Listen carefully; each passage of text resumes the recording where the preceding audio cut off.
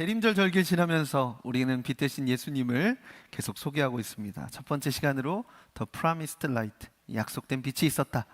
두 번째 시간으로 The Coming Light, 우리의 삶에 오신 빛이 있었다. 그리고 오늘 그 세 번째 시간으로 The Indwelling Light, 그래서 내재하시는 빛, 우리 속에 거하시는 빛이라는 제목으로 이제 하나님의 말씀을 증거하겠습니다. 우리 모두는요, 빛나는 삶을 살기 원합니다. 우리가 한 번 사는 인생, 우리의 삶이 빛났으면 좋겠어요. SNS들 많이 하시죠? 하루에도 막 몇 시간씩 하시는 분들 계시잖아요. 그러면 SNS 보면 참 빛나는 사람들 많은 것 같아요. 이미 자리도 잡고 경제적으로 부유하고 막 어느새 앞서가 있고 눈에 보이는 성과가 많아 보여요. 제가 이제 때로 좀 부러움을 느끼는 사람이 이제 여행을 다니는 사람이 왜 이렇게 많은지.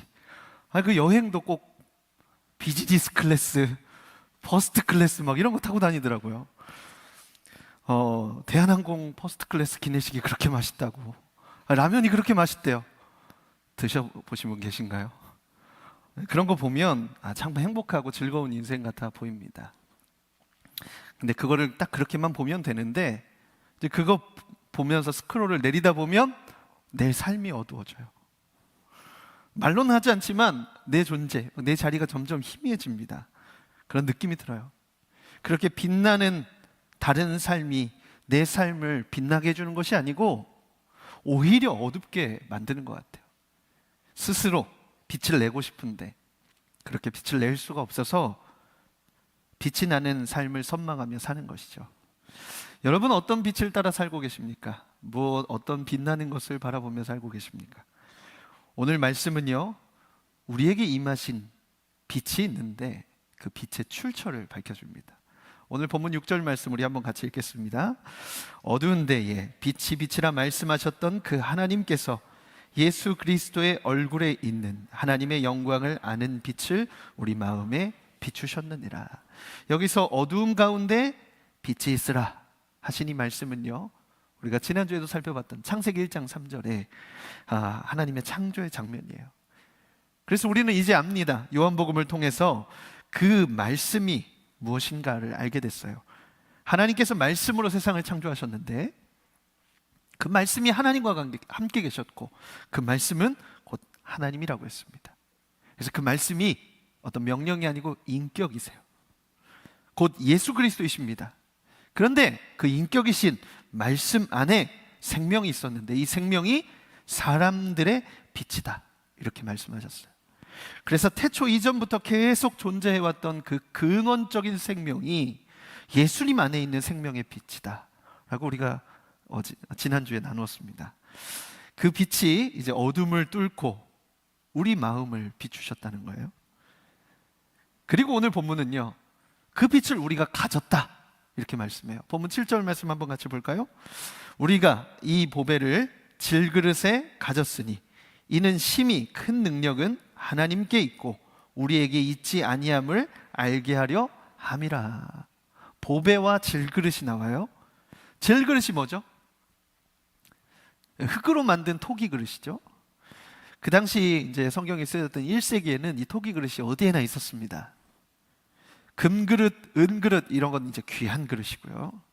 질그릇은 막 많이 있는 흔한 그릇이었습니다. 질그릇은 약합니다. 쉽게 깨져요. 부딪히면 금이 가고 떨어뜨리면 깨지는 거예요. 또 평범해요. 모양을 넣는다고 넣어봤자 흙으로 만든 그릇이에요. 금이나 은으로 만든 그릇처럼 빛이 나지도 않아요. 그래서 저렴했습니다. 어디에나 있고 깨지기 쉽고 값이 거의 없는 것이 질그릇이에요. 그런데 그 질그릇에 무엇이 담겨 있다고요? 보배가 담겨 있다고요. 여러분, 이것은 명확한 대비예요. 명확한 대비. 보배는 다른 말로 하면 보물입니다. 헬라어로는요 thesaurus, 영어로는 treasure. 그래서 귀한 거죠. 이 귀한 것, 이 보물을 어디에 둡니까? 어디에 둬요? 보통 어디에 담죠?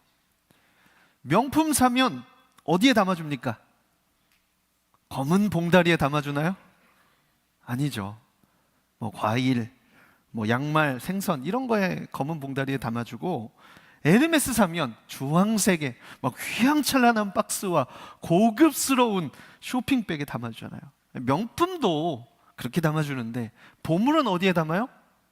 보물 상자에 담아요. 오늘 말씀에 보니까 근데 이 보물을 그 보배라고 했습니다. 그러면 의미가 조금 달라져요. 그래서 호 테사우루스, the treasure 이렇게 지칭이 되었어요. 흔한 어떤 보물들이 아니고 유일한 하나밖에 없는 보배예요. 영화 타이타닉에 보면 커다란 다이아몬드 목걸이가 나와요. 바다의 심장이라고 하는 이 보석은요, 실제로 호프 다이아몬드라고 하는 무려 45캐럿의 세상에서 가장 귀한 다이아몬드 중에 하나를 본따서 만든 겁니다. 이 호프 다이아몬드는요, 한화로 무려 720억이나 한다고 합니다. 여러분 놀라지도 않으시네요. 나하고 관계없다 이거죠? 엄청 비싼 거죠. 그 다이아몬드 하나가 미국 소미스소니언 자연사 박물관에 있대요. 그 보석 혹시 만져보신 분 계신가요? 여기에 없죠? 연방 경찰서에 있겠죠. 엄청난 보안을 유지하면서 지키고 있습니다. 세상에 하나밖에 없는 보물은요, 누구도 쉽게 만질 수 없고 심지어 쉽게 볼 수도 없어요. 그런데 그런 유일한 보배를 질그릇에 담았대요. 의도적인 역설입니다. 도리어 그 보배의 영광을 더 드러내기 위한 의도적인 선택이에요. 그래서 본문 7절을 다시 보면 우리가 이 보배를 질그릇에 가졌으니 이는 심히 큰 능력이 하나님께 있고 우리에게 있지 아니함을 알게 하려 함이라. 그래서 질그릇에 보배를 담았습니다. 이 능력이 우리에게 있지 않고 하나님께 있었음을, 이 출처가 하나님임을 명백하게 알리려고 그 보배를 질그릇에 담았다는 거예요. 그렇다면 여기서 질그릇은 무엇입니까? 우리입니다. 질그릇의 특징이 뭐라고 했죠? 흙으로 만들었고 쉽게 깨지고 평범하고 흔하고 그래서 값이 거의 없는 것이 질그릇이라고 했습니다. 아니 제가 왜 질그릇입니까? 저는 은그릇과 금그릇이 되고 싶습니다. 맞아요. 요즘 시대는 더 금그릇으로 살고 싶죠. 태어나면서부터 금수저를 물고 태어나고 싶은 시대가 요즘 시대입니다. 그런데 여러분 사실 질그릇은요, 우리의 존재를 정말 잘 설명해 줍니다. 질그릇은 흙으로 만들었어요. 하나님께서 사람을 땅의 흙으로 지으셨습니다. 그래서 성경에서는 하나님을요 토기장이로 소개합니다. 이사야 64장 8절 후반에 우리는 진흙이요 주는 토기장이시니 우리는 다 주의 손으로 지으신 것이니이다. 로마서 9장 21절에 토기장이가 진흙 한 덩이로 하나는 귀히 쓸 그릇을 하나는 천이 쓸 그릇을 만들 권한이 없느냐. 사람은 흙으로 지어졌습니다. 또 질그릇은요 깨지기 쉽다고 했잖아요. 죄로 인해서 깨지기 쉬운 존재가 사람이에요. 금이 가기 쉬운 존재예요. 충격에 약해요. 스스로를 완전히 지킬 수가 없습니다. 어쩌면 이미 금이 가 있을 수도 있어요. 그래서 우리도 흔히 이렇게 생각해요. 나는 왜 이렇게 약할까? 나 왜 이렇게 자주 죄에 넘어질까? 내 멘탈 왜 이렇게 유리 멘탈이야? 왜 아직도 고작 이 수준인가? 아니 그러니까 이 보물을 담으려거든, 그래요, 담으려거든 적어도 단단한 곳에 담아야 될 거 아니에요, 그렇죠? 근데 고린도 전서와 후서를 사도 바울이 쓰셨거든요. 사도 바울이 적었습니다. 사도 바울은요 실수로 이 단어를 고른 것이 아니에요. 의도적으로 쓴 것입니다. 그래서 그 깨지기 쉬운 질그릇 같은 우리 안에 보물을 담았다. 그것은 이런 의미를 뜻합니다. 은혜다. 가장 귀한 것을 가장 하찮은 것에 담았다는 것은요 우리가 질그릇이라고 모욕하는 것이 아니고 도리어 그런 질그릇에, 그런 질그릇 같은 인생에 보물을 담아주셨다는 은혜를 말씀하고 있는 거예요. 그렇다면 보배는 무엇입니까? 보배는 우리가 기대하는 세상적 성공, 능력, 성취, 돈 이런 것이 아닙니다. 그 존재 자체를 새롭게 하는 지식, 곧 예수 그리스도를 통해서 하나님을 아는 지식, 바로 복음입니다. 앞서 말한 세상의 보물들, 여러 가지들이 있죠. 그런 것을 담아도 인생이 좋다고 느낄 수 있어요. 돈은 삶을 편안하게 해주고, 걱정을 줄여주고, 선택지를 넓혀주고, 당장의 문제를 해결해 줍니다. 좋은 것이죠. 명예는요, 인정받는 기쁨을 주고요.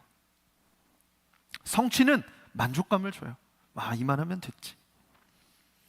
그런데 이런 것들에는 문제가, 심각한 문제가 있어요. 첫 번째, 만족을 못한다는 특징이 있습니다. 가졌음에도 더 가지고 싶어요. 분명히 만족했었거든요. 분명히 만족했어요. 만족했는데 더 가진 사람 보면, 더 권한 있는 사람 앞에 서면, 마주하면 갑자기 갈증이 생겨요. 불만족스러워집니다. 두 번째는 언제든지 사라질 수 있습니다. 올해만 해도 부유하고 소위 성공했다고 할 수 있고, 그리고 사람들에게 인정받던 사람들 중에 하루아침에 곤두박질 치는 사건들이 많이 일어났잖아요. 유난히 올해 그런 일들 많이 있었던 것 같아요. 무엇보다 그렇게 모든 것 가진 사람도 스스로 삶을 포기하더라고요. 기업 회장, 그렇죠? 사람들이 꼭 이루고 싶은 어떤 지점에 간 사람조차 삶을 포기합니다. 누가 봐도 좋은 환경에, 누가 봐도 남부러울 것 없는 성공과 부를 가진 사람도 그렇게 한다는 거예요. 여러분, 이 기한은요, 이 만족은요, 기한이 있는 만족이에요. 한계가 분명해요. 그래서 계속 유지하고, 계속 증명하고, 계속 붙잡고 있어야 됩니다. 잠시는 나를 빛나게 해주고 살려주는 것 같지만 결국에는 갈증과 한계를 마주하게 되는 거예요. 그래서 바울은요, 이러한 것들을 보배라고 말하지 않습니다. 그것은 인생을 버텨낼 수 있는 힘이, 빛이 될 수가 없어요. 결국 인간은 무언가를 담아도 쉽게 깨지는 존재라는 것은 변하지 않습니다. 그러나 이 복음, 어두움 가운데 있는 인생의 빛을 비춰서 생명을 주는 이 복음은요, 단지 우리를 위로하는 메시지에 머물지 않습니다. 이 복음은 깨지기 쉬운 인생 안에 담겨서 그 인생의 연약함을 숨기지 않으면서도 그 안에 영원한 생명을 불어넣습니다. 세상의 시선으로 보면 더 쉽게 깨져야 되는데 아무것도 없는 자들인데 강한 거예요. 그 생명 때문에 도리어 고난 가운데서도 더 생명력 있는 삶을 살아간다고 말씀합니다. 오늘 본문 말씀 8절에서 9절 우리 같이 읽겠습니다. 우리가 사박으로 우겨쌈을 당하여도 쌓이지 아니하며 답답한 일을 당하여도 낙심하지 아니하며 박해를 받아도 버림받지 아니하며 거꾸로 끌림을 당하여도 망하지 아니하고. 세상의 기준으로 보면 이런 사람들은 벌써 무너졌어야 돼요. 사방이 막혔고 앞이 보이지 않고 계속 공격받고 수없이 넘어졌기 때문에 그렇습니다. 그런데 이상하게도 더 생명력이 있어요. 사도 바울은 고난이 없다 이렇게 말씀하지 않습니다. 신앙이 생기면 인생이 편하고 가벼워진다 이렇게도 얘기하지 않아요. 심지어 그리스도인은요, 예수 그리스도로 인하여 고난과 박해도 받는데요, 고난을 미워하거나 거부하지 않습니다. 인정해요. 그런데 그 마주하는 고난과 아픔이요, 보배를 담은 인생에게는 생명을 빼앗는 어떤 일이 아니고 오히려 더 강한 생명을 드러나는 통로가 되게 한다 말씀하는 것이죠. 왜냐하면 그 깨지기 쉬운 인생의 중심에 영원한 생명, 꺼지지 않고 변하지 않는 생명이 있기 때문에 그렇습니다. 우리 오늘 본문 말씀 10절도 같이 한번 읽겠습니다. 우리가 항상 예수의 죽음을 몸에 짊어짐은 예수의 생명이 또한 우리 몸에 나타나게 하려 함이라. 예수의 생명이 나타난대요. 그리스도의 고난은요, 그리스도의 죽음과 연결되어 있습니다. 그런데 그리스도의 죽음은요, 반드시 그리스도의 생명과 같이 나타납니다. 이거 설명하기 굉장히 어렵지만 복음을 가진 인생은 고난 가운데서도 이상하게 살아있습니다. 여러분 아세요? 삶은 살아갈수록 무거움을 느낍니다. 시간이 지날수록 책임이 늘어나고요, 선택의 무게는 더해지고 되돌릴 수 없는 결정들과 말의 무게가 실립니다. 인생에는요, 우리가 아무리 피하려고 해도 반드시 어려움들이 찾아와요. 아무리 피해도 찾아오는 고난과 어려움의 때가 있습니다. 질병으로 고통을 받을 때가 있고요, 관계가 완전히 무너질 때가 있습니다. 그리고 나이가 들면 여러 가지 압박감이 점점 심해져 가요. 여러분, 부모님의 그늘만 벗어나도 그 압박감을 느끼는데 점점 책임져야 될 사람이 있고, 내 인생을 홀로 책임져야 된다고 생각할 때 압박감이 굉장히 커집니다. 오래 살면요, 상처도 많아져요. 그렇게 여러 가지가 겹치면, 겹치잖아요. 갑자기 몸이 아픈데 어떤 실패가 있고 여러 가지 일들이 찾아오면, 그러면 막다른 골목에 다다른 것 같거든요. 손을 뻗어도 누가 지금 도와줄 사람이 없어요. 다 바빠요. 다 자기 일이 정신없어서 결국 그 막다른 골목 앞에 절망감을 느낍니다. 아까 말한 돈, 명예, 성취, 성공을 거둔 사람조차도요, 그 막다른 골목 앞에 서면 무너져 내리는 거예요. 그런데 복음을 가진 인생은 고난 가운데서도 이상하게 살아 있습니다. 눌리지만 꺼지지가 않아요. 흔들리지만 무너지지 않습니다. 넘어졌지만 끝이 나지 않아요. 단단해서가 아니에요. 질그릇이에요. 질그릇. 그러나 그 안에 담긴 생명이, 살아있는 생명, 꺼지지 않는 빛이기 때문에 그래서 강한 거예요. 예수님 믿으면 힘든 일 없어야 되는 거 아닙니까? 지치는 상황 오면 안 되지 않습니까? 인생 술술 잘 풀려야 되는 거 아닙니까? 아니, 그렇게까지는 안 되더라도 이렇게까지 안 풀리는 것은 너무한 거 아닙니까? 아니, 그래야 하나님 살아계시는 거 아닙니까? 아니에요. 여러분, 모든 인생은 무겁습니다. 다 막상 살아보면 다 각자의 아픔을 끌어안고 살게 됩니다. 복음은요, 이런 인생의 아픔을 없애주는 몰핀이 아니에요. 복음은요, 인생의 무게를 없애주는 무중력 장치가 아닙니다. 도리어 그 무게 아래에서도 생명을 가지고 살아가게 하는 빛이 된다. 고난 중에도, 아픔 중에도, 실패 가운데서도 끝나지 않는 생명입니다. 그것이 질그릇과 같은 우리의 인생 가운데 거하시는 생명의 빛입니다. 여러분, 이 빛은요, 무너지지 않으려고 애쓰는 자리가 아니고요, 무너질 수밖에 없는 자리에서 드러나요. 비로소 내 힘과 내 방법을 내려놓게 되어지는 상황에서 드러나요. 더 이상 내 힘으로 안 되고 내 방법으로 설명이 되지 않고 내 힘으로 버틸 수 없다고 하는 사실을 인정하는 순간에 드러납니다. 역설적이지만 깨져야 드러나요. 결국 자아가 죽어야 드러나게 됩니다. 내 안의 한계와 약함과 죄성을 마주하게 하고, 그렇기에 한계가 있는 이 땅의 것이 아닌 영원한 생명을 소망하게 합니다. 그것이 우리 속에 거하시는 빛이 일하시는 거예요. 고린도후서 4장 14절 말씀 한번 같이 읽어보겠습니다. 주 예수를 다시 살리시니가 예수와 함께 우리도 다시 살리사 너희와 함께 그 앞에 서게 하실 줄을 아노라. 여러분, 이 말씀은 현재의 고난을 견디게 하는 심리적인 위안 정도가 아닙니다. 영원한 생명을 얻은 자만이 품을 수 있는 종말론적인 소망이에요. 상황이 좋아질 가능성이 아니고요, 결말이 이미 정해졌다는 확신이에요.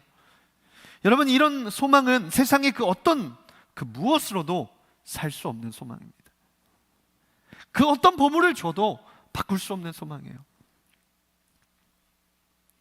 이 소망이 질그릇 같은 우리 인생에 주신 참된 빛, 참된 생명, 참된 소망입니다. 그 빛을, 그 생명을, 그리고 그 소망을 가진 자는 어떻게 살아가게 됩니까? 고린도후서 4장 16절에서 18절까지 말씀 우리 한 목소리로 같이 읽고 싶은데요, 우리 믿음으로 좀 선포하면서 읽겠습니다. 그러므로 우리가 낙심하지 아니하노니 우리의 겉사람은 낡아지나 우리의 속사람은 날로 새로워지도다. 우리가 잠시 받는 환난에 경한 것이 지극히 크고 영원한 영광에 중한 것을 우리에게 이루게 함이니 우리가 주목하는 것은 보이는 것이 아니요 보이지 않는 것이니 보이는 것은 잠깐이요 보이지 않는 것은 영원함이라. 아멘. 여러분, 이러한 소망을 가진 사람은요, 겉사람은 낡아져요. 똑같이 몸은 약해지고 체력은 줄어들고 상처는 쌓이고 삶의 무게는 점점 무거워지지만 속사람은요 날로 새로워진다고 합니다. 날로 강건해져요. 그러니까 마치 다른 시간, 다른 생명이 그 안에서 작동하는 것 같아요. 그런데 조금 이상한 말이 있습니다. 이런 말이 있었어요. 우리가 잠시 받는 환난에 경한 것. 우리의 삶의 고난이 가볍다는 뜻일까요? 잠시 받는 환난에 경한 것, 그런 뜻이 아닙니다. 우리 중에 오늘 이 말씀을 쓴 사도 바울이 받은 정도의 고난을 받은 사람은 아마 없을 거예요.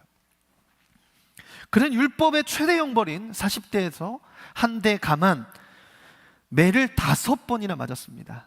그러니까 초죽음이 되는 형벌이에요. 그리고 태장도 3번 맞았대요. 조선시대에 태장 맞아서 죽은 사람들이 정말 많다는 거 아시죠? 돌에도 맞았어요. 돌에 맞았는데 그냥 한 대 맞은 게 아니고 그냥 큰 돌을 정말 많이 맞아서 죽었다고 생각해서 성 밖에 던져질 정도로 돌을 맞았어요. 복음을 전하는 가는 길에 배가 3번이나 파손했는데 그 중에 한 번은 밤과 낮 하루를 깊은 바다에서 표류했대요. 강의 위험, 강도의 위험, 동족 유대인의 살해의 위험, 이방인의 위험, 도시와 광야와 바다의 위험, 거짓 형제들의 위험이 있었다고 고백합니다. 사도 바울은 장기간 감옥에 갇히기도 했습니다. 뿐만 아니라 육체의 가시, 곧 질병도 있었어요. 또 교회의 분열, 거짓 교사의 문제, 성도들의 신앙의 파손 등 교회와 성도를 향한 책임과 아픔이 있었습니다. 여러분, 그의 몸과 마음이 정상이었겠습니까? 사도 바울 자신이요, 누구보다 고난을 많이 받았어요. 누구보다 고난의 무게를 잘 알고 있었습니다. 그래서 말하는 거예요. 그러한 고난이 약하게 느껴질 만큼 장차 받을 영광은 비교할 수 없을 것이다. 그게 훨씬 무겁다. 그런데 이것은 지금 보이지 않는다. 그러나 눈에 보이는 이 세상의 것들은 잠깐이지만 그 보이지 않는 것은 영원하다. 바울이 낙심하지 않았던 이유, 낙심하지 않을 수 있었던 이유는요, 강해서가 아닙니다. 그도 질그릇이었어요. 그도 우리와 같은 성정을 지닌 자예요. 우리와 똑같아요. 전혀 다르지 않습니다. 성격이 긍정적이어서도 아닙니다. 그는 이미 영원한 생명을 소유한 사람으로 현재를 살아가고 있었기 때문입니다. 그래서 마주한 삶의 수많은 고난 속에서도 무너지지 않았고 흔들리면서도 방향을 잃어버리지 않았습니다. 여러분, 우리가 삶에서 마주하는 고난은요, 결코 가볍지 않습니다. 아픔도 결코 작지 않아요. 그러나 그것이 영원하지 않다는 사실을 영원한 생명 앞에서 깨달으면 견뎌낼 수 있는 것이죠. 그로 인하여 내 안의 생명이 더 강하게 드러나게 되는 것입니다. 오늘 제목을 The Indwelling Light라고 했습니다. Indwelling, 여러분 다 아시죠? 내재하다라는 뜻이에요. 내재하시는 빛. 여러분, 그 빛이요, 우리를 비추셨고 질그릇 같은 우리 안에 거하고 계세요. 그 생명이 우리 안에 있어요. 질그릇 같은 우리 인생에 찾아오셨어요. 그 영원한 생명을, 그 존귀한 복음을 완벽한 그릇에 담지 않으셨어요. 흠없는 인생, 강한 사람, 흔들리지 않은 사람을 골라서 담지 않으셨습니다. 오히려 쉽게 금가고 쉽게 깨지고 쉽게 흔들리는 질그릇 같은 나의 인생을 선택해서 담아주셨어요.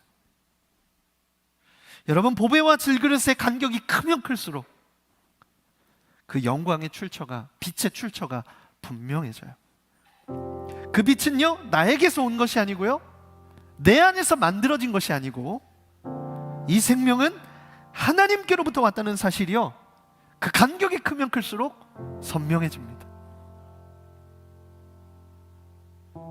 그래서 여러분, 이 복음을 담은 인생은 자신을 높이지 않고 하나님을 드러내기 시작해요. 이는 능력의 지극히 큰 것이 하나님께 있고 우리에게 있지 아니함을 알게 하려 함이라. 이 복음이 담긴 인생은 현재의 고난을 바라보는 태도가 달라져요.